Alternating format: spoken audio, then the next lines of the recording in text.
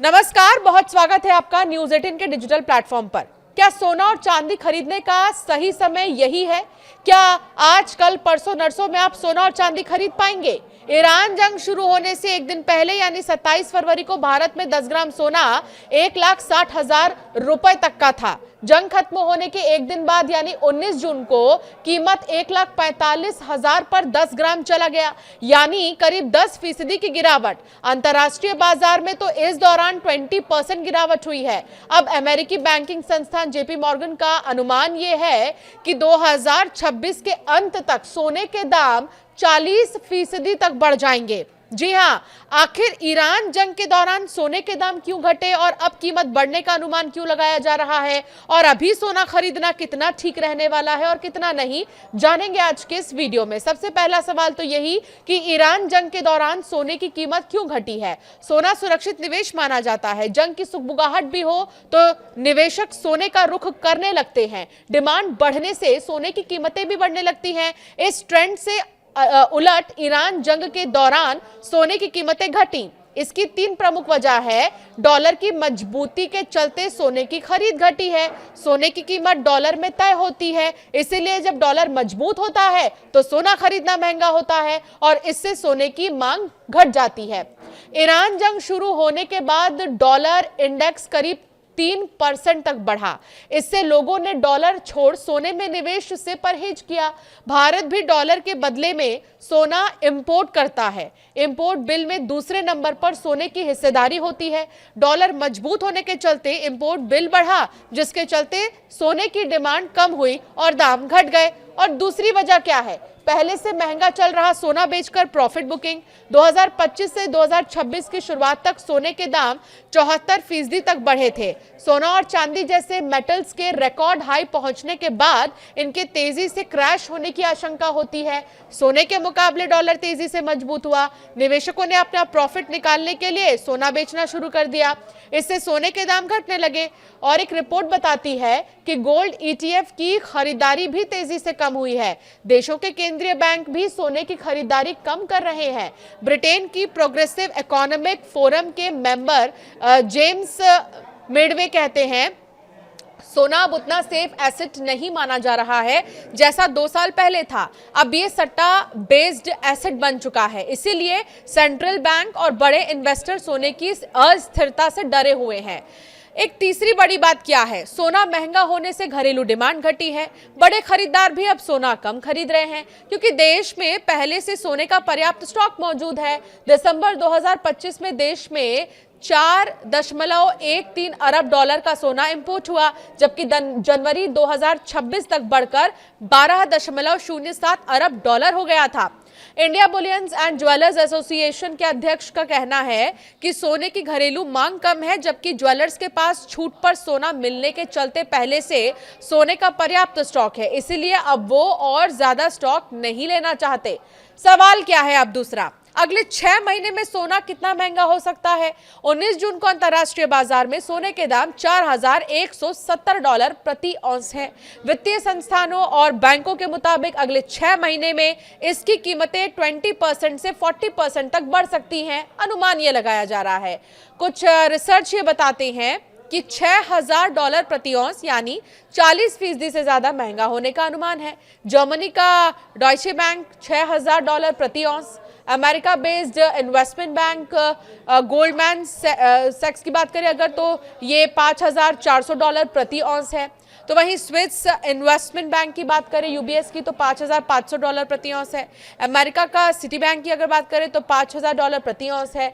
तो कुल मिलाकर जेपी मॉर्गन ने यह भी बताया कि 2027 के आखिर तक कीमत 6,300 डॉलर तक पहुंच सकती है। अगर सोना 20% तक भी बढ़ा तो भारत में 10 ग्राम सोने की कीमत 1,74,000 रुपए हो जाएगी, जो अभी 1,45,000 है प्रति 10 ग्राम। 30% तक भी बढ़ता है तो 1,88,000, और अगर 40% तक बढ़ा 2 लाख के पार सोना प्रति 10 ग्राम। अब सवाल ये है कि सोने की कीमतें बढ़ने का अनुमान क्यों लगाया जा रहा है? सोने के दाम बढ़ने से सबसे बड़ी वजह है सेंट्रल बैंक की खरीदारी। दरअसल 2022 में जब रूस यूक्रेन युद्ध शुरू हुआ तो अमेरिका ने यूरोपीय दोस्तों के साथ मिलकर रूस के 300 बिलियन डॉलर के फॉरेन रिजर्व पर रोक लगा दी थी।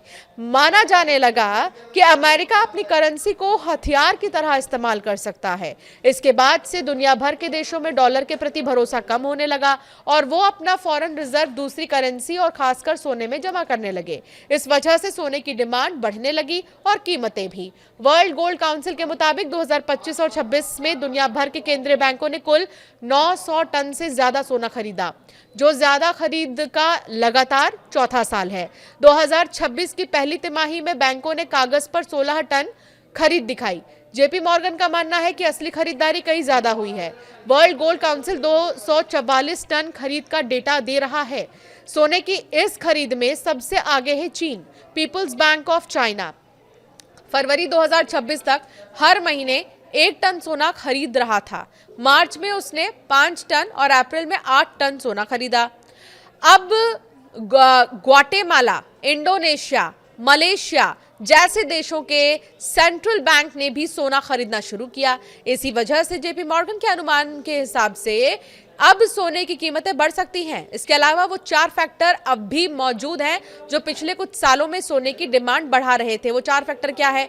महंगाई का डर। जब महंगाई बढ़ती है तो पैसों की कीमत घटने लगती है। ऐसे में निवेशक अपनी संपत्ति की असली कीमत बचाने के लिए सोना खरीदते हैं। पैसों की खरीदने की ताकत में कमी, करेंसी की वैल्यू लगातार कम होते रहती है। मसलन पिछले साल 100 रुपए की जितनी कीमत थी उतनी आज नहीं है, जबकि सोना स्टोर करने से उसकी वैल्यू बरकरार रहती है और बढ़ भी जाती है। अमेरिका की बढ़ती फाइनेंशियल मुसीबत है। अमेरिका का सरकारी कर्ज लगातार नए रिकॉर्ड बना रहा है और बजट घाटा भी बढ़ा है। भविष्य में इससे डॉलर पर दबाव पड़ सकता है, इसलिए वो सोने की तरफ रुख कर सकते हैं। दुनिया में बढ़ती अस्थिरता, युद्ध, प्रतिबंध, व्यापारिक टकराव और देशों के बीच बढ़ती होड़ दुनिया में अनिश्चितता बढ़ाते हैं। ऐसे में शेयरों, जोखिम वाले निवेश की बजाय लोग सोने में पैसा लगाते हैं। अब लास्ट सवाल यह है कि तो क्या अब सोना और चांदी खरीदना सही होगा, हाँ या ना? तो एक्सपर्ट्स ये मानते हैं कि अगले 1 से 3 महीने में सोना खरीदने के लिए सही समय है। शेयर बाजार, गोल्ड और कमोडिटीज वगैरह से जुड़ी एनालिसिस देने वाली फर्म केडिया एडवाइजरी के डायरेक्टर ये बताते हैं कि अमेरिका के फेडरल रिजर्व ने 17 जून संकेत दिए कि आगे ब्याज दरें बढ़ सकती हैं। ऐसे में सोने के बजाय डॉलर और बॉन्ड्स में ज्यादा इन्वेस्टमेंट होता है। इसके चलते सोने के दाम अभी कुछ गिर सकते हैं। हालांकि लॉन्ग टर्म में सोने के दाम बढ़ेंगे। अगर सोना खरीदना है तो अब से 1 से 3 महीने के अंदर ही खरीदना ठीक रहेगा। अब चांदी की कीमतों का क्या हाल है ये भी सुन लीजिए।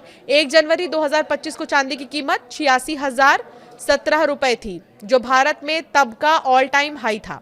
2025 में चांदी सबसे ज्यादा 170% बढ़ी और 30 जनवरी 2026 को 3.39 लाख पर बंद हुई। हालांकि ईरान जंग के दौरान दाम गिरे और 18 जून को ये 2,40,000 तक पहुंच गई। कुल मिलाकर सोना या चांदी कुछ भी हो, 1 से 3 महीने के अंदर खरीदना आपके लिए सेफ माना जा रहा है। और 1 से 3 महीने के बाद अगर सोने और चांदी की कीमतों के दाम बढ़ेंगे भी, तो सोने की अगर हम बात करें तो अगर 20% भी बढ़ता है तो जो अभी 1,45,000 है वो इससे ज़्यादा हो जाएगा। और अगर 40% तक बढ़ता है तो 2 लाख के पार हो जाएगा। तो 1 से 3 महीने के अंदर अगर आप सोना खरीदने की प्लानिंग में है तो आप बिल्कुल सही है, आप सोना खरीद सकते हैं।